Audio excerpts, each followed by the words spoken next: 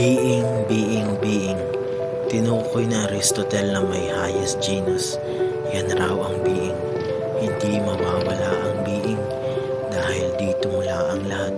Hahanapin mo ito pero di mo mahahanap dahil unidentified ito.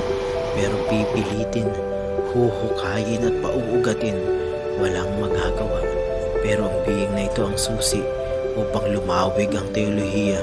Sinira ang kandado na ito'y para lang sa pilosopo at metolohista. Nagbabago, lumalago, bumubugso, niyakap ng mga Kristiyanong pantas na bumabagtas.